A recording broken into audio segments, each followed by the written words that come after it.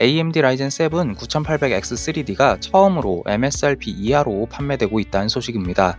28일 미국 아마존은 라이젠 9800X3D를 472달러에 판매 중인데요. 이는 해당 제품의 MSRP인 479달러 대비 7달러밖에 저렴하지 않지만 이전까지 9800X3D의 재고를 찾기 힘들 만큼 큰 인기였다는 점과 최근 미국의 오락가락하는 관세 정책 등을 고려했을 때 굉장히 긍정적인 신호로 해석됩니다.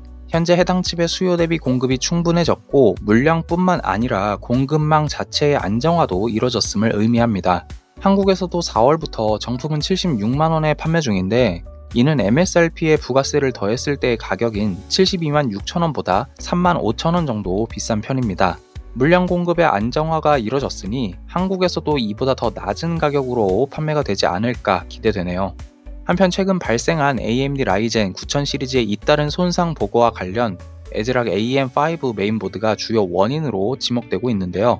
최근 유튜버 테크예스CT는 컴텍스 2025에서 에즈락 관계자에게 이에 대해 문의해 답변을 받았다고 합니다. 그에 따르면 에즈락은 초기 PBO 세팅 값이 지나치게 공격적으로 설정됐던 것이 핵심 원인이라고 밝히면서 이런 과한 설정이 프로세서의 조기 사망을 초래한 것으로 보인다고 설명했습니다.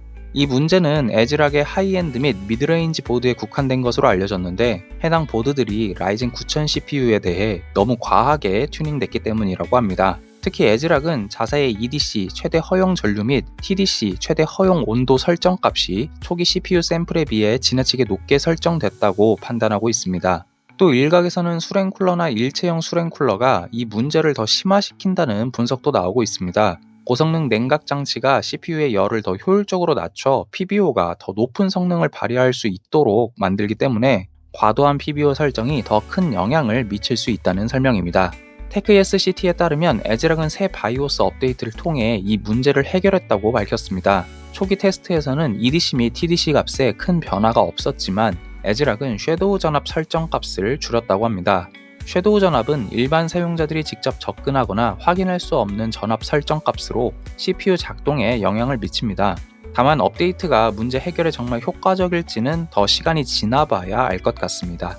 아직까지 이 CPU 손상 문제의 책임이 AMD에 있는지 에즈락에 있는지 불분명한 상황입니다. 모든 메인보드 제조사는 AMD가 설정한 명확한 범위 내에서 제품을 생산해야 하기 때문입니다.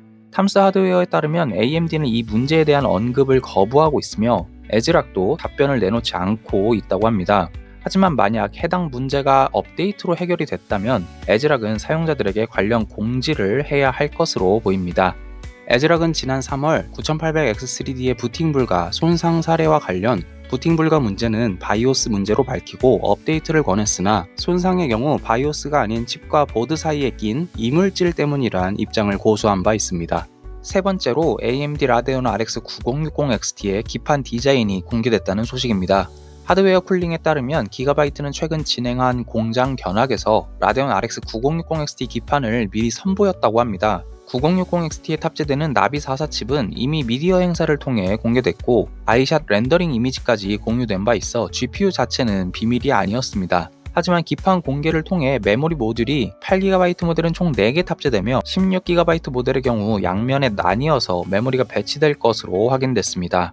또 기판에는 추가 전원 커넥터를 위한 공간이 없는 것으로 나타났는데요. 이는 기가바이트가 RX 9060XT를 별도의 보조 전원 없이 구동될 수 있도록 설계했음을 시사합니다. RX 9060XT는 6월 5일 공식 출시 예정이며 리뷰 엠버고는 6월 4일 해제될 것으로 예상됩니다. 마지막으로 엔비디아의 RTX 5050 모바일 버전의 세부 사양이 일부 공개됐습니다. 이는 에이서가 2025년 신형 노트북 GPU의 전력 사양을 소개하는 과정에서 실수로 등장한 것으로 보이는데요. 현재는 이를 인지했는지 2025년 모델들의 정보만 삭제됐으나 비디오 카드와 같은 외신을 통해 자료가 여전히 남아있는 상태입니다. 에이서가 유출했던 자료에 따르면 RTX 5050은 TGP와 최대 클럭 속도가 각기 다른 5종으로 구성되는데요. 50W TGP의 최대 클럭 1500MHz 모델부터 60W TGP의 최대 클럭 1905MHz 모델, 70W TGP의 최대 클럭 2025MHz 모델, 80W TGP의 최대 클럭 2212MHz 모델, 100W TGP의 최대 클럭이 2550MHz인 모델까지 있었고 여기서 에이서 자체 오버클럭으로 각각 TGP 10W 증가, 클럭도 100MHz까지 더 오를 수 있다고 합니다. 공개됐던 정보에 따르면 RTX 5050은 RTX 5060과 동일한 노트북 니트로 모델에 내장될 예정이라고 합니다. RTX 4050과 RTX 5050이 같은 모델에 쓰이는 것으로 봐선 핀 호환이 가능한 것으로 추정됩니다. RTX 5050은 현재로서는 모바일 제품만 포착됐으며 아직 GPU 칩이 GB206인지 GB207인지도 밝혀지지 않았습니다. 여기까지 IT주의 이주였습니다. 시청해주셔서 감사합니다.